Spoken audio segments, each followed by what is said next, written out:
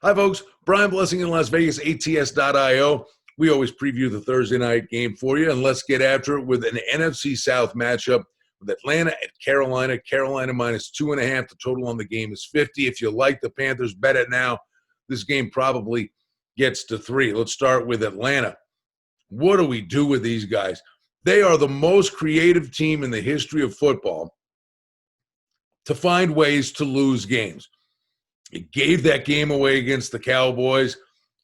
And then literally the day after Penn State did the same thing, and it cost them a game against Indiana where you lay down and you don't score and you win the game and you go home.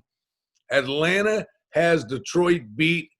Gurley, they're letting him score. They part the Red Seas. He realizes it at the 2-yard line, and he tries to slow down and lay down. His knee's down, but the ball breaks the plane. Atlanta scores the touchdown. They go up 6. They leave less than a minute for Stafford, who goes down the field, gets a great throw to Golladay. They spike it with 2 seconds left. Last play of the game, Stafford throws the touchdown pass to Hawkinson, and then the extra point, and the Falcons lose by a point. You can't keep taking these punches to the gut and bounce back, and it's a short week. That being said, this team's 1-6. You know, maybe they're a dangerous team because they're playing with house money. They know they're out of the race again. It's unbelievable, though, how they keep finding ways to lose these football games. Julio Jones is playing great. Ryan, they can sling it and go up and down the field.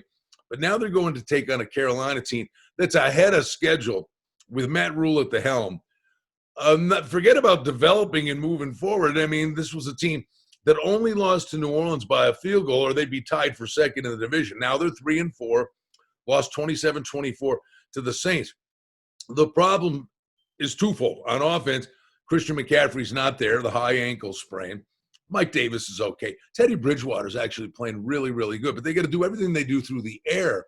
The problem was against the Saints, their defense couldn't get off the field, and Bridgewater only had 3 possessions in the second half, and they lost by a field goal. So if that Panthers defense can't get off the field, the one thing Atlanta can do is sling it around. I think the total could be in play here, and you may be looking at a game that goes over the total after Atlanta just played a lower scoring game against Detroit.